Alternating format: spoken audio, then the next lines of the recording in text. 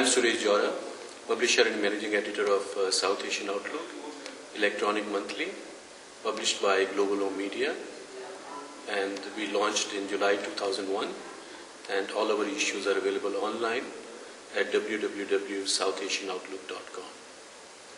Our guest today is Mr. Raminder Gill. Raminder Gill is a well-known person not only in South Asian community, but in Ontario in general. From 1999 to 2003, he was the member of Provincial Parliament for Bramley, Gore, Malton, Springdale. Raminder has dutifully served in various capacities. One of Raminder's legacy is the South Asian Heritage Act 2001, introduced by him, which was passed by Ontario Legislature. That was the first in Canada, I think. South Asian Outlook has covered Raminder's achievements since May 2001, and all the articles are available, May 2002, and all the articles are available under back issues. Raminder, at what age did you come to Canada? It was a decision by my parents to come to Canada. In fact, which was based on my uncle being in Canada, especially being in Ontario, as the first person from India who came in 1930. So my parents made that decision in 1968, and I was 17 years old. I was a teenager. So that's when I came to Canada. Where did you study and what did you study? I studied high school in Toronto, a school called Parkdale Collegiate, which is on Jameson Avenue. And I studied general subjects in the high school, but then I went to University of Toronto. I took chemical engineering, bachelor's, then I did master's. And luckily now I'm also on the advisory board of the faculty. In fact, one of the my professors that taught me is also on the advisory board with me, so I'm quite honored. The chairman of Blue Jays, Paul Godfrey, is on the board with me, and the chairman of DuPont. So I'm quite honored that I'm sitting on the advisory board of the University of Toronto in chemical engineering. What were your early experiences in Canada? My experiences in Canada have been typical of any immigrant, being that when you come here, first of all, it's a strange country. You have to go through the education process. You have to learn the ways of Canada. The weather is different. The foods are a little bit different than what we used to, even though we all know English. But of course, here sometimes the accents are different. And you have to establish yourself. You have to find a job. And you have to, sort of make sure that employers understand your capabilities. Sometimes, as I've said before, immigrants have a bit of extra competency they have to show. You literally have to prove yourself over and over compared to somebody from the mainstream, which I had to do as well. So I quite understand the trials and trepidations of an immigrant coming in. I studied here. I went to university. I worked in the pharmaceutical field for a number of years, as right from the start, as a lead hand, to a supervisor, to a plant manager, to a vice president. So I was quite hands-on. Yes. That's great. So with all this background, how did you think of joining politics? Politics, I guess, must have been given to me, like in Punjabi they say gurti. Yeah, it was given to me more like a gift, I think, by my grandfather. My grandfather came to Canada on Komagata Maru, a ship in 1913, which was actually sent back by then government, which was a black chapter in the history of the immigration for the South Asian people. He came on that ship, he was sent back.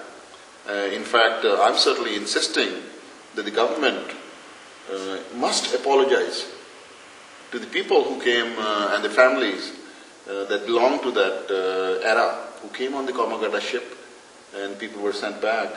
But he certainly, when I was very young and listening to my grandfather while I was growing up, he always spoke of a wonderful country, but he spoke of need to get highly educated and need to work with the people, need to put your name forward. Don't just sit back and hope and pray that people will do things for you.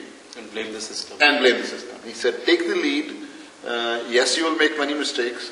Yes, it won't be easy. But just don't be comfortable with finding a job and just doing that. So other than your grandfather, who was your, let's say, ideal to get into? My mentor would also be my Tayaji, who, as I said, came to Toronto in 1930. He was the first person who started the Sikh temple, the Pape Avenue Sikh temple, the very first one. He would, spend his own money and make sure that there's facilities for the community. I too, in high school in Punjab, got involved in the sports activities, in the student council. I was the president of the student council. Plus, when I came to Canada and University of Toronto, again, I was playing soccer at the U of T engineering. Always organizing and taking part. So then I got involved in the politics. In 1982, which is now 23 years ago, I ran for school board trustee. I go back a little while, and it's been a very, very positive experience. So from your college days or your working days, what is the most important thing that is in your mind? Most important thing I felt was the recognition I got, and indirectly our people got. When I was elected to the Ontario legislature as an MPP, I was the first Indian born to be in the Ontario legislature, and I reflected on that, and it's also in the Hansard if one looks at the Ontario notes of the member statements. When I was here for the first year, one of my jobs I did, and again I'm proud of it because I think every immigrant goes through that.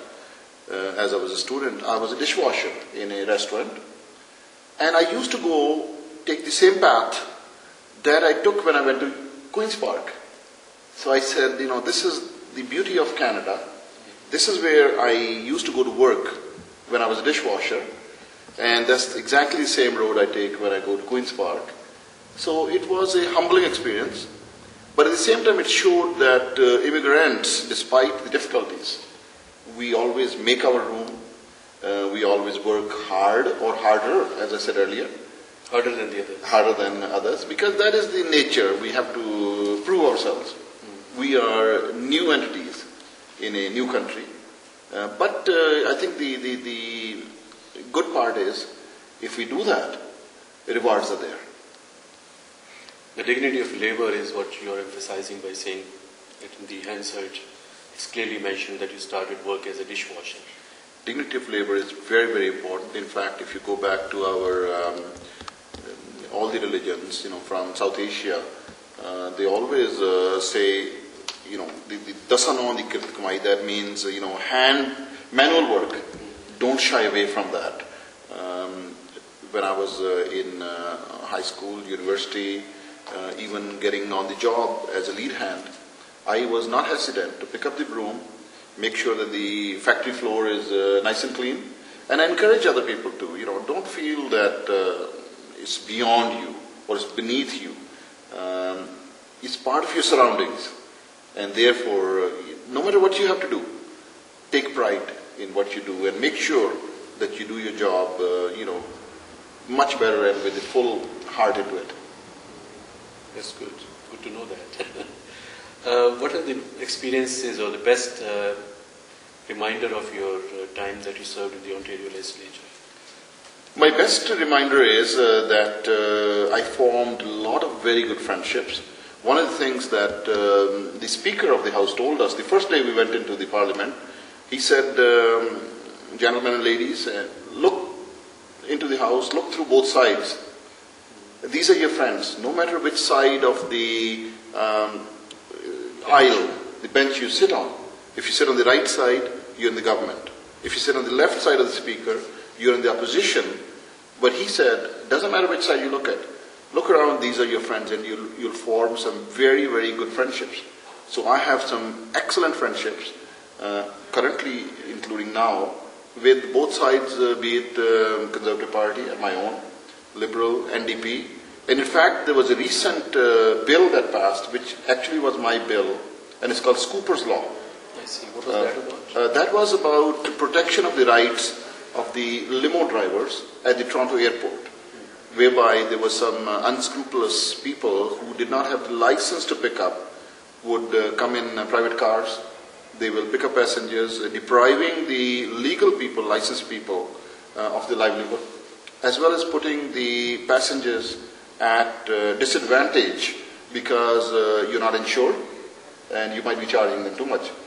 That law, I'm very glad, even though we did not have the time to pass that in the time I was there, but the new government took that and eventually passed it. So, best wishes to the people whose lives are affected by that. But going back to my best time was the networking that you get when I was in the parliament, as well as some of the networking, because twice I took a trade mission to India. Once it was with Pierre Pettigrew, and once it was with Jim Flaherty, which also formed some very good relationships with the people in India at the highest level of the government, which I think are very important, because I feel Canada, especially Ontario, does $2 billion of trade with USA on a daily basis, which is great. 80%, which is great, and I think we should have more. But at the same time, I think we need to look at other regions, South Asia, where we only do about 2 billion a year. So there's a lot of room where we can work with, and that's the sort of networks that I was able to form when I was in the government. And of course, I'm looking at nurturing and expanding that network. If people think of me as worthy enough of their confidence, and I hope they do, then I'm looking forward to working very, very hard for them. What was your disappointment in the Ontario legislature? Disappointment sometimes is, not having enough time to do the kind of things you want to do for people. When I got elected, I got together with some friends who had been members before. And one of the advice they gave me was, it's a great opportunity when you're a member. Leave a legacy. Make sure you do something concrete. So one of the legacies that I feel I've left behind is the largest community-based hospital in Canada, which is 608 beds, being built in the riding I served. It came in during my tenure. It is on Bovaird and Bramley Road, also one of the big power plants. 800 megawatts of power being generated using clean natural gas, and of course the South Asian Heritage Month. Those are achievements. But the disappointment was I did not have enough time to pass during my time this Scooper's Law, but I'm happy that it was a good legislature that eventually the other government did pass it. So I'm happy about that. And since you left Ontario politics, the provincial parliament, what have you been doing? Well, I have been developing some of those relationships that I just talked about, and I've been consulting in the area of power generation. In fact, we're looking at several projects in India and Pakistan where the Canadian collaboration, Canadian technology will be utilized in terms of the hydro generation. The potential is there. There's a lot of waterfalls and rivers where Canadian companies are already involved, and I'm certainly taking some initiatives on some projects there. I see. So you have been utilizing your time very well. Yes, extremely busy. Good. Were you quite disappointed when you lost the last election? Losing any election is very disappointing, and I'm sure my colleagues who have been there before will understand it, because what you do during your tenure is you try and do your best. You try and work hard, and your test is when election comes. But sometimes people have their own reasoning to make the decisions. Sometimes when we lost, they felt that the party had been in power 8 years, and that is all people wanted at that time, to give us the opportunity. So I could quite understand. Now the tables have reversed. Now the other party has been in power for 12 years, and there have been scandals ongoing. So we're hoping that similar scenario of people wanting change will work, and people will say, we've seen Raminder's achievements, we've seen what he can do for the community, and now, since the time is right for the change, let us make that change. Let's have the courage to make the right decision and give him the opportunity to serve them one more time. So you think these scandals are giving you an opportunity to rout the other party at this time? Well, I did not come into politics waiting for some scandals to happen. And I don't tell our CMP what they should be doing. It is the scandals that even our CMP finds abhorring, where they're charging the other party. I think the whole thing, the scandals are showing that the corruption is there. Now, they're finally finding out. Hopefully people will judge that. People will judge different governments. And 12 years of any government, I think, is enough for people to judge. They're coming up now with these wonderful things. They will do this, they will do that. My question to the ruling party now is, if so, why haven't they done it till now? These are all wonderful things. Yes, I agree, but why not do them before? And they've also, to be honest, lost some credibility, because they came in power in October 1993. Only on two premises. They said, we promise to eliminate the GST. Yes. And they said, we will rip up the free trade. Left. They didn't even touch it.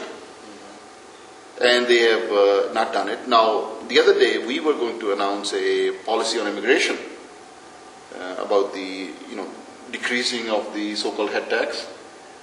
Once the Liberals found out that this was happening, all of a sudden, overnight, by the seat of their pants, Minister Volpe and Prime Minister quickly, in two ends of the country, said, well, let's preempt these people. Let's promise just for the sake of promising, knowing very well that they never keep their promises. So people have to be watchful. They have to remember the old GST promise, the free trade promise, even this promise they will not keep. And of course, who can forget Ontario government's promise of, we will not increase your taxes. And then they increase the health premiums. Then they say, oh yeah, but it was not the tax. So we have to be careful of, some of these promises they have made and they don't intend to keep. But isn't that very normal in politics that you promise, and when, not you personally, but candidate promises and the government is formed on that basis, and later on they just go back on their promises? Au contraire. Not true. I'll tell you why. I come from a regime where we were well known. Promises made, promises kept. It was the Mike Harris government I was part of. Even when I traveled to India and I met many high-ranking people, they even knew about Mike Harris's legacy. They said he was a gentleman who, if he promised, he made it his duty to deliver. Now, we may not have liked all his promises, but he was elected on those, and he said, if I'm elected, if I promised, I'm going to do it. And I feel the same way. I will make less promises, but if I do, I intend to keep them. There's a perception amongst the people that politics is like the last resort of the scoundrel, which has been misquoted very often. What are your views on that? I don't blame people to have that view, actually. I don't blame them, because once people look at the last 12 years of scandals and trying to line up their own pockets and trying to, make senators and heads of the boards their own friends, people have every right to question the credibility. And, it's now coming in front of them. So they are absolutely correct. But what we have to do is we have to work hard, work with ethics to make sure that people's trust is restored back in the government. We came to this country because we are running away from the corruption and the bribes and the buying of the votes. And once we see that happening, in the case of Belinda Stronach, where just to hang on to the power, a deal is made, we'll make you a minister overnight. Just cross the floor. We have to, as a party. And I challenge and I encourage every person who's in the politics. Because when they say perception is that these are crooks, we have to make sure that we work harder to make sure that we try and reverse that perception. I know for a fact that majority of the people that put their name in politics, especially in Canada, are very honorable people. They mean well. But I think sometimes there are some people at higher levels who have certain IOUs, and once they get in, they are trying to satisfy that. It was bad. They thought they will not get caught. They thought they can get away. They said, well, it's only 3 billion. What's the big deal? HRDC is no boondoggle. But no, people are the best judges. So I'm hoping that they will keep in mind. Sometimes we Canadians have short memories. I think we should remember who is ethical manager of their resources, of their money. Sometimes the current government is charging you too much tax. We are the highest tax country in the world. And then they turn around and try to buy you with your money. Once they have 60 billion, they say, well, we will give you 7 billion back in the lower fees to the students. But folks, they should not be taking this extra money in the beginning. Where are they putting this money back in? Because your money they took extra. So we have to be careful. On another topic, what are your views on same-sex marriage? I have been very vocal and open that I'm totally against the same-sex marriage. And I think politicians should have the guts enough to stand up. I'm all for the minority rights. I'm all for the equality. I want to protect. I am a member of the minority myself. I want to protect the rights. But we cannot forget the rights of the majority. If the majority of the people feel that the definition of marriage should not be changed, and there was no rush to change it. I don't know why Prime Minister Martin pushed this upon people. He did not even have a free vote. He made sure that his ministers and his parliamentary assistants to the ministers voted in a certain way. I personally am totally against it. I have been vocal about it, and I will work very hard. I always go with the premise, if a law can be made, then it can be reversed. So I don't think it's such a big technicality that it cannot be reversed. But at the same time, let me assure the viewers, we want to make sure that the property rights or the equality or the job opportunities, I think they should be equal for everybody. But just to include that in the definition, I think they could call it union, which is what England did. Civil union. Civil union. I think many of my friends, by the way, are gays and lesbians. But at the same time, they know my views, and they have no difficulty with that. I'm saying I don't think it's right to include that in the definition of marriage. But you said about the minorities being protected. But isn't this that the majority is protected all the time and not the minorities? And that's what the Charter of Rights is about? No, Charter of Rights and Freedoms is a very important document. And we are protecting their rights and freedoms by ensuring that everybody has the rights to property, the rights to have their own views, the rights to practice whatever way of living they do. But I think one of the politicians said one time, we have no right in the bedrooms of the people. Pierre Trudeau. People, whatever they do behind the doors is none of my business. But once it becomes a public discussion, we want to make sure that we also keep or protect our institutions in that sense, where we say, no, a definition of marriage is between a man and a woman. And that is what is meant to be in that sense. And the rest, union, equal rights, you call it, I think we should give equal rights and certificates, whatever they need. But I don't think there was any rush to call it marriage. Yes. Now, I just saw one of your posters where you talk about tough on crimes. Yes. In the present Canadian judicial system, it seems the victims have less rights than the criminals. So, what would you say to that? The viewers know that the party that wants to control crime, that can do something about crime, is the Conservative Party. In fact, one of my display cards here will show Raminder Gill, tough on crime. What we are saying is, a punishment must reflect the crime. What is happening is, a lot of times the crime starts with the drug trafficking. And to protect the drug trafficking, by the way, is a business. Yes, multi-million dollar. Multi-million dollar, yeah. It's not a good business, but it's a business.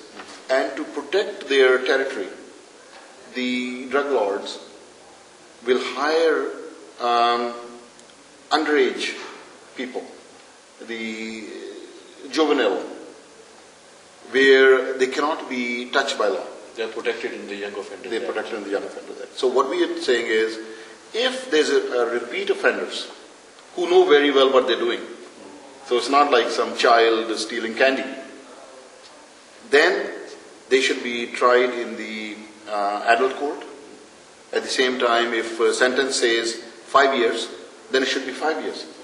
They should not be, in cases like that, a plea bargain where they say, well, don't worry, you can serve 6 months and then you will be in house arrest or something. I think once we have strong deterrent, and that has been proven in New York, in Boston, where they had high crime, now with certain tough measures that they've taken, their crime has come down even lower than Toronto. So you feel the Conservative Party would be able to change some regulations or some laws which can help reduce the crime rate? We are the only ones who can do that. I'll tell you why I say that. Other parties talk big talk. Even Mayor Miller. Every day there's a shooting, people are dying, and he's saying, we can't do this, or we can't say that. Always rhetoric. You have to have strong police, you have to give them tools, you have to have enough police members there, and you should ensure that you sentence those people properly. No early parole, none of this stuff. And once the criminals see that, they will know that this party or this government means business, and they'll go away. They'll find some other territory, or they'll find some other country. Well, we talk all the time in the media and everywhere about gun crime and everything. So many people are killed because of this and that every year. Yes. But the statistics are in Canada, there's more deaths on the highways than by guns or anywhere. Yes. So do you think there's a need for change somewhere there? Well, there's more deaths by that, as well as somebody the other day said there's more deaths by wrong medication. So yes, there are different causes. Some of the things can be easily controlled, some can't be controlled. Traffic has become bad. A lot of people are dying, and we must have enough traffic safety laws. Our roads must be cleared enough, because we live in a country where it can be icy. So we have to make sure that we follow the rules and regulations. But gun is also a crime which, going back, it's not only the gun and the crime, but you go back to the territory, the drug lords. So it's a little more intricate in terms of the wrong kind of business. In South Asian way, we can say, well, this was meant to be when we die on the highway or something. This is how it was coming. But whereas on the side of the gun, you're taking somebody's life away. Innocent people, like happened on Yonge Street on the Boxing Day. Yeah. 15-year-old innocent girl. So we must come strong on those people. What are your priorities if you win the election? My priorities, first of all, is immigration is a mess. We all know the examples where the Liberal government has talked about reuniting the families and making it easier and increasing, whenever the election comes, they talk about increasing the number of people, which is great. But don't forget, they've never lived up to the 1% quota system that they have. So my priority is to really make sure that we have more immigrants coming in, first of all. We are going to have more tough time getting the immigrants to Canada because it has become quite competitive. A lot of immigrants are now going to Australia. A lot of them are going to Germany and other places. Canada cannot grow without immigrants. So it's most important to make sure that we encourage them to come. But we must not disappoint them by giving them a false picture. That's what we do all the time. I know. That's what we have done, especially in the last 12 years. We must tell them, if your credentials for some reason, in a true sense, are not up to the par, then we should give them the bridging programs right in the country of their residence while they're waiting 4, 5, 6 years now. First of all, it shouldn't be that long because they're waiting too long right now. If on one side the Liberal government is saying we need more immigrants, then they delay so much. There should be more like a 2.5 year waiting time. Within that time, that immigrant should be given the tools to upgrade their skills. And once they come here, I'm going to certainly recommend, if Stephen Harper is the Prime Minister, to give incentive to the businesses to hire immigrants for first 6 months. Just give them a little opening. They'll make their own space. The so-called Canadian experience. It's so important. It's such a catchphrase, but employers are right in their own sense because sometimes the employee might have all the good qualifications, but because they might have a different accent, sometimes the employer feels, I don't know how you're going to perform. And I can understand that. But if there was incentive from the government to hire this person, employer will also get comfortable and they will say, oh, this is working out wonderfully well. So it will be a win-win situation. That will be my push. Thank you very much, and we wish you all the best that you win. Thank you. Your party wins, and that if the Conservatives form a government, you have a place as a cabinet minister. Thank you. Thank you for good wishes, and my best wishes to the viewer for watching this. Thank you.